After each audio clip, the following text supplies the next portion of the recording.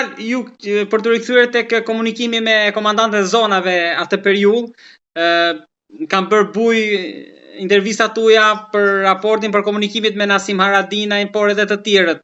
Ka diçka tjetër që mund na zbuloni që mbetet memorien tuaj atë periudhë për komandantët edhe ata që të ndjerët që nuk jetojnë? Jo, unë kam njohur shumë djemë të Kosovës, shumë burra, shumë gra, shumë vajza. Shumë prej tyre i kam përqafuar dhe u kam thënë u pafshim Kosovën e lirë dhe jam takuar me ta në varrezit dëshmorëve.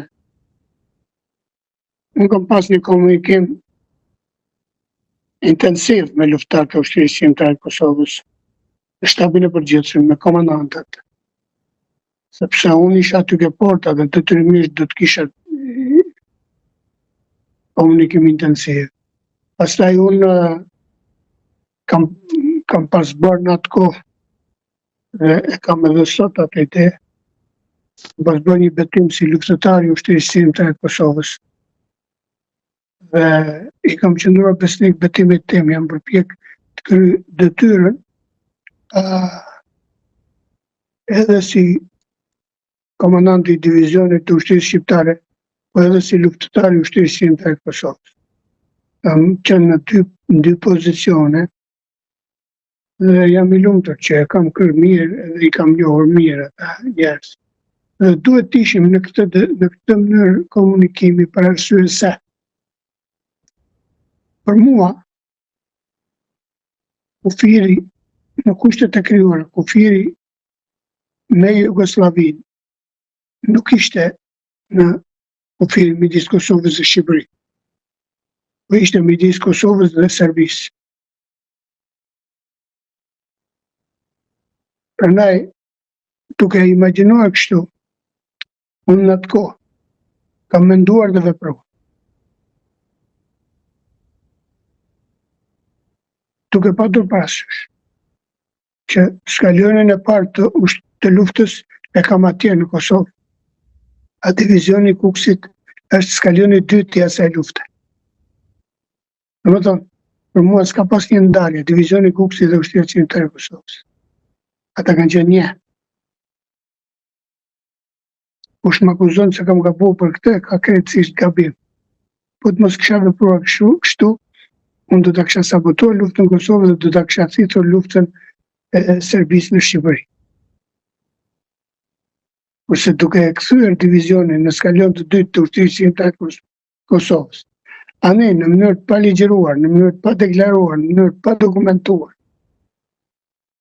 ai divizion e ka kryer jashtëzakonisht mirë detyrën e tij. Dhe ajo ushtria shqiptare e Kosovës që ishte skalioni i parë i luftimeve, që shtiri në gjitha hapësirat e Kosovës e ka kryer mjaft mirë detyrën e vet. Në mënyrë ndërveprimi, kjo mënyrë ndërveprimi solli atë rezultat që solli. Tek ndërveprimi asnjëra palë pa tjetrën nuk mund të kishte ardhur në rezultatin e fitimit të luftës. Kujtoni ndonjë komunikim me Thaçin atë periudhë? Me Thaçin me telefona kemi komunikuar disa herë me telefona nëpërmjet Gjavit Halitit. Por personalisht me Thaçin kam nejtë vetëm pasi ai është marrë detyrën e kryeministrit, domethënë fizikisht. Masi është bon kryeministri i qeverisë përkohshme. Më përpara fizikisht nuk e kam takuar Thaçin asnjëherë. Ai ishte jashtëzakonisht i lëvizshëm, po më shumë të rrinte në Kosovë. Dhe kur kalonte këtej vinte për një kontakt emergjent dhe ikte me njëherë, sepse përgjithsisht ai ka qëndruar brenda Kosovës në mënyrë të vazhdueshme. General, a ka enigmë tek ju ajo që ka ndodhur pas 98-s?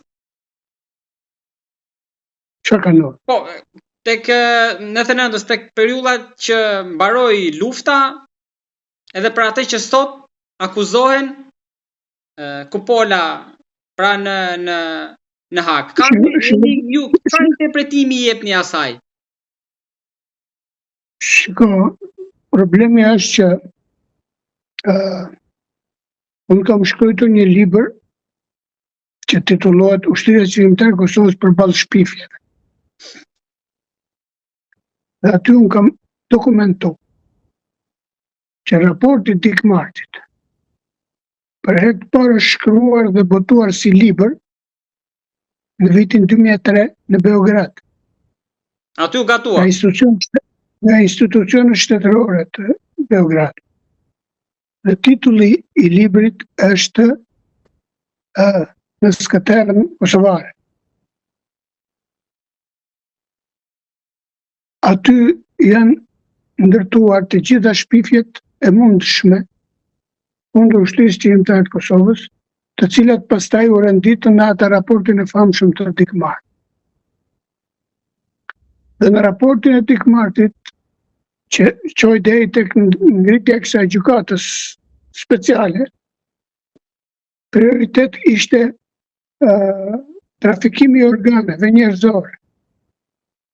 Shtëpia e verdhë, që nuk ekziston. Po, shtëpia e verdhë, po përgjithsisht trafikimi i organeve njerëzore. Çka megjithëse u angazhuan gjithë prokurorët e botës, e gjithë mediat e botës, e gjithë spionazhet e botës, nuk gjetën asgjë për ta vërtetuar që diçka e tillë ishte vërtet. Se nuk mund të ishte, se nuk mund të ekzistonte, se nuk ka bazë as praktike as shkencore.